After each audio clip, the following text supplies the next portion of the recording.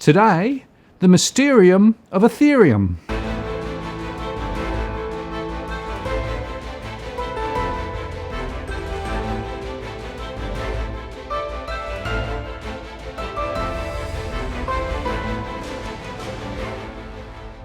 Hello again, it's Martin North from Digital Finance Analytics, welcome to the latest post covering finance and property news with a distinctively Australian flavour. Today I'm joined by Caroline Buller, the CEO of BTC Markets. Hi there.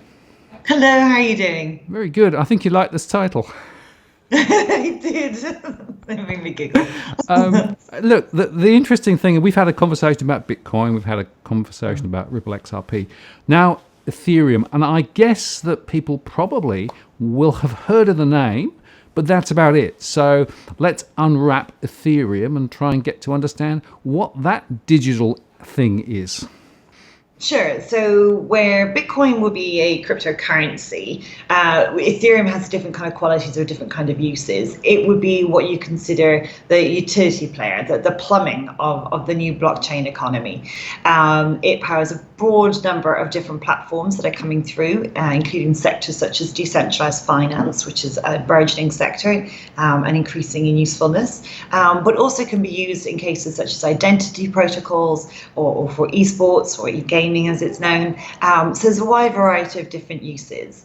Ethereum itself has only been around for 5 years compared to Bitcoin's 10. But as I say, in that time, the use of its protocol has been widely adopted, and it's the most used protocol for the new blockchain economy. Right, and my understanding is that even some of the central banks around the world are experimenting with Ethereum protocols to drive some of their experiments. Yes, absolutely. But it's not just even central banks. I know that there was a news piece published today that Visa are advertising for a blockchain expert to join its cross-border payments team, possibly to rival our good friends at Ripple. Who's to tell? But I think it really speaks to the use cases and the functionality of the Ethereum protocol. It very much uses smart contracts, which is, I suppose, where you automate the actioning of contracts, say movement of funds or whatever the particular details are, or in the case of identity, allowing people access to the documents that you store on the blockchain. So there's lots of different applications, but again, only 5 years old, so it's so much more to be done with it. And also with Ethereum, one of the key points, as it is with many of these with all of these blockchain protocols, it is decentralized by nature. So although Vitalik Buterin is the brains behind it originally, is still very much involved in it, the fundamentals of it are dispersed worldwide as decentralized protocol. And indeed, even the Ethereum Foundation, which kind of looks after and supports a lot of the Ethereum-based projects, itself explicitly states that it does not control or kind of dominate, I suppose, the development of Ethereum and its use cases. Right, so the foundation essentially safeguards the fundamental standards and effectively the nature of the protocol, but the idea is that it's available and accessible and can be applied and used, and of course it underpins by the blockchain, isn't it? Yeah, so it's built on an Ethereum blockchain, but the foundation itself, as I say, it's very clear that it doesn't want to be the central body, like the only one. That there are others that are out there that are supporting Ethereum projects. But really interesting. So I suppose which kind of brings us on to the big news point with Ethereum at the moment, which is its evolution from Ethereum version 1 to Ethereum 2.0. So what's the difference between 1 and 2? All right, well, this is where it gets really interesting. So as I say, it's only been around for about 5 years, so still very much in its early stages. And this kind of evolution point was something that was discussed even from its inception. What every blockchain does has, and it's powered by what's called a consensus mechanism, which is where each of the different blockchains agree that the data that they have in this particular block is the truth. And that's it, because once it goes in, it's immutable, it can never be changed. And how they reach that consensus, that agreement, is their consensus mechanism. So with Bitcoin and some of the other better known blockchain protocols, they use what's called proof of work, which is that mining that we've heard of, and the miners using the large computer resources to power it. Proof of stake is another type of consensus mechanism, and this is where Ethereum is moving to. So instead of having to use computers to mine the new blocks, instead you basically put a stake in, which is effectively skin in the game that says, okay, I'm putting in this resource which says the version of the block that I'm putting forward will be the truth and that you can all rely on it. And the reason you can rely on it is because I've put my money in, or my stake into the pot as to back that up. So that's at a very, very high level. And there are a few different protocols that already use this proof of stake, but Ethereum, being kind of the big mom of the utility world, moving to it is significant. Now, the reason why they're moving to this as opposed to staying with proof of work is because of two major issues. One is around scalability and one is around accessibility. So with proof of work, the scalability issue is that all of the blocks that are mined are being mined sequentially. So you can't jump the queue. So you have to wait your turn. And also each of the data blocks are limited by how much data that they can have in them. So if you've got a large backlog of transactions to be processed and put in the block, they all just have to sit and wait their turn. So the new Ethereum 2.0 is to respond to that by creating what they're calling sharding. So rather than basically going from a single road, they're going to a multi-lane highway, which I think is a really good way of describing it. So before you just have that one proof of work lane where transactions all being processed, with sharding, they're basically going to split it out into 64 different strands, and each of those strands will be processing simultaneously. So it's really going to open up that scaling issue that they spoke about. So that's one part of it. And then the next part of it is to do with accessibility. With proof of work, as we said, it requires an awful lot of computational resources to run these, what they call mining pools. That by itself, it limits the amount of people that can come in and join because there's high cost of entry, but also centralizes the whole power structure, which is the very point that blockchain is supposed to be moving away from. So when you have proof of stake, it's literally going to be about whoever has skin in the game. Anyone can participate.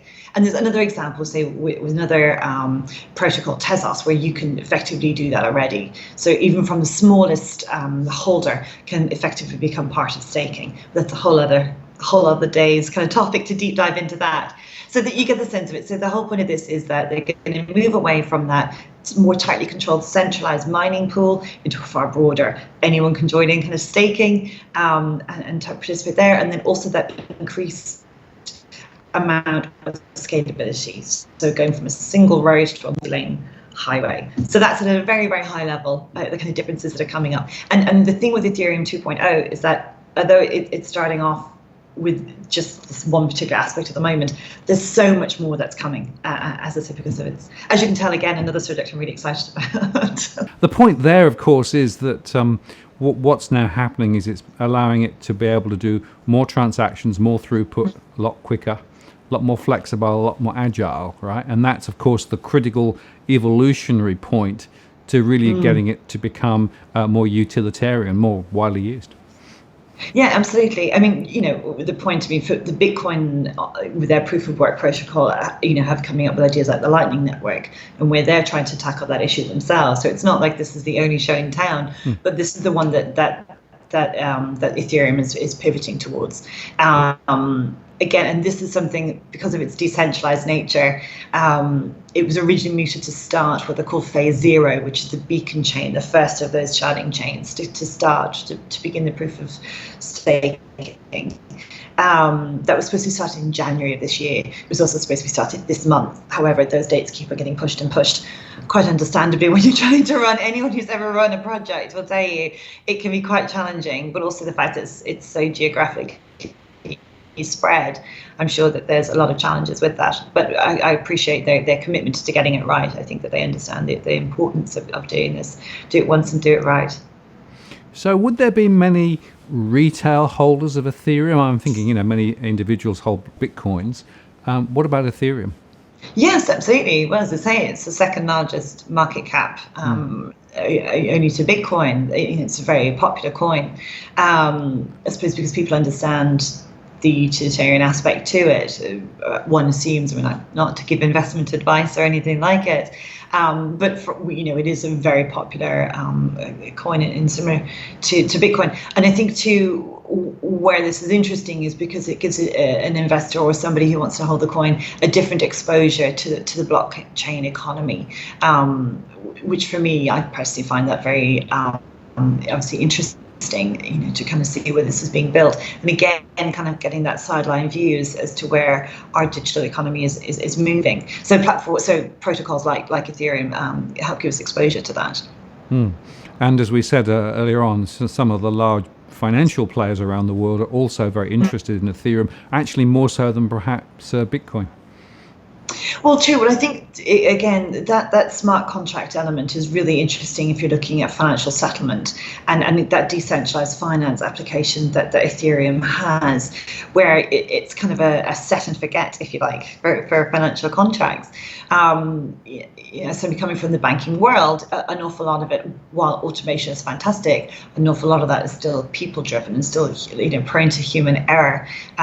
Whereas if you take the human out and put the machine in, it's a protocol that once it's done, and it's just going to roll ad nauseum until somebody pulls the plug. So I think there's a lot that's of interest there, that the speed and the efficiency gains that the financial system can get from that is really significant and really important. And so something like a decentralized finance, which again kind of takes that step away from keeping it all controlled and then opens up the wider dispersal of it, really fascinating. And just, it's just wonderful, as I say, to be in the sidelines to it all. Yes, and it makes quite interesting discussions, of course, because there are central banks who would like to and want to run towards digital, but also want to keep some control. And there are other people saying, no, the future should be completely decentralized and devolved, and there should be no centralized control. It seems to me that Ethereum can play in almost both modes. Yes, absolutely. Well, Ethereum is used to underpin a couple of stable coins, which I'm not sure, that's a concept that you particularly want to discuss, but stable coins such as one of the better known ones would be Tether, or what Facebook are looking to do with Libra, which is where, say with Tether, where it's 1-to-1 with the US dollar, but Tether is digital. Tether can move around the world, like any other digital asset would do, backed by reserves of US dollar. So in effect, it's kind of like edging forward towards that central bank digital currency, in kind of proof case that it works and that demand is there. And all of that technology for Tether, for example, is built using Ethereum. So all those use cases just absolutely waiting to be explored. And certainly, as I think we kind of discussed before about the interest central banks have in moving towards that digital currency and what it can do for the global economy. Well, I suspect that the momentum is even increasing, as the role of central banks and their role in stimulus and all those things continue to enhance. It looks to me as though they're driving their digital agenda even more quickly as well. So it'll be interesting to see how that plays out. Yeah, and I think that makes sense. That the rest of the economy is moving towards this increasing digitalization, and certainly for us, we're all working from home through COVID. Those of us who are fortunate to be able to do so, and so that's really driving the use of digital channels in a way that previously we didn't really necessarily have the same push to do so, but we absolutely do now. And I think it's just such a natural and easy evolution to then go, okay, well, let's look at digital currencies and let's see what else we can digitize, and to keep kind of chains of commerce, going. I know, say, for example, here in Australia, it's one of the most popular marketplaces for contactless payments. So, moving to digital seems to be, again, it was a natural evolution point. Yeah, and as we've said before, there's going to be lots of different variations in digital options and alternatives. Some will win, some will lose. But my sense is that Ethereum is actually relatively well placed compared perhaps to some of the others that are out there. So one of the interesting cross points here is to do with eSports and the fact that Ethereum has a role to play there too. It does indeed. Esports itself is such an exciting sector, also going through its own global digital growth at the moment. And we're seeing a lot of crossover between the use of digital assets and that e-gaming sector. For example, there's a platform called Engine, which launched Engine Coin based on that Ethereum protocol. And what it does, it works within the esports e-gaming industry. And what it does, it embeds its engine coin into digital assets that can then be moved around using on the blockchain. So say, for example, you're a gamer, and in your gaming arsenal, if you like, in your wallet that you would have on, say, for example, on your mobile phone, you own a sword. You can embed that sword with this engine coin, which gives it a fiat value, because the engine coin is traded on the platform, so it gives it fiat value. But you can also use that sword across any of the blockchain games that you use, that you're a member of. So while you use it in 1, you can use it in 2 and use it in 3, which is fantastic. If you're into eSports, to have that being able to use those multiple assets on multiple platforms. But also, because of the fact that it's embedded with the engine coin, it also means that you can buy and sell other assets too. So all of a sudden, it goes from just being a computer game that you play with yourself and play with your friends, because it's gone digital and global. You can play it worldwide. You can move it across loads of different games, and you can also buy and sell new ones to add to your collection, which is fantastic and such a lovely evolution of the game and engagement with the game that sends a community across the game, and that whole kind of virtual world kind of being brought in into our daily lives. So it's fantastic. So that's engine. That's just one example that's being used. I know there's so many other different examples. I know, for example, Litecoin are partnering with Atari, so you can use Litecoin, and Litecoin would be similar to Bitcoin. You can use Litecoin then as a payment to buy the new virtual computing system, which is brilliant to see that crossover between the eSports and the digital assets world. But there's heaps and heaps of examples. I think there's such a really clear use case crossover between blockchain digital assets and the eSports e-gaming world. And so I understand you can even, if you're in a game, you can effectively acquire additional capability by paying digitally for it and then That's right. running with it, right? Yeah.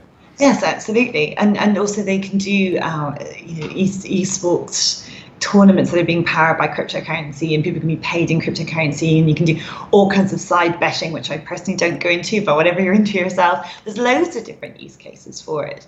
And again, kind of tip of the iceberg. But I love the fact that I can buy and sell these, like my sword, if you like, and just transfer it across different games, and because everyone's got their favorites that they use, and I just love that aspect to it from a personal point of view. Anyway, I think it's fantastic. No, it's very, very interesting, and many people perhaps who've never really, gone into this sphere won't understand just how big the whole e-gaming thing is. It's massive, isn't it? There are millions and millions who spend many hours in the digital world, as it were, and are very much known in that sphere. And of course, many of them also stream direct to YouTube as they play. Yes, absolutely. Well, I mean, if you look at, say, for example, about Engine Coin, they've partnered up with Minecraft. So you can now use that example as I gave in the Minecraft world. Minecraft has got like 126 million monthly users, and that's considered niche. So it's. I mean, I know my nephew absolutely loves Minecraft. Is mad about it. It's extremely popular. And so when you're bringing in that functionality into such mega games as those, it's just it's inevitable where all this kind of technology is going to take us. Again, I mean, there's others out there, but that's just the one example that kind of comes to mind. Kind of as we're discussing it. But yes, no, it's just absolutely fantastic to see such great use cases. Well, it's fascinating, and every time I speak with you, I always get a glimpse of another digital future beyond the one that I'm sort of comfortable with and familiar with. That's why I enjoy speaking with you, and hopefully we can have another conversation down the track a bit and take the journey even further, because the point is the digital world is evolving very fast. It's evolving into multiple different facets and the opportunities, and there are some risks there as well, of course, but it really is something that people need to get up to speed with, isn't it? Well, for me, it's breathtaking. I mean, I wake up every morning and I log into my email and I look at all the news digests and all the different news sources that I have based around digital assets and crypto. And it's, as I say, it's breathtaking. I can't keep up, which is wonderful to always feel like you go in and you're inspired every day by something new from your sector, and coming from more traditional sectors, that wasn't always the case. So it's really good to have that experience now. Absolutely.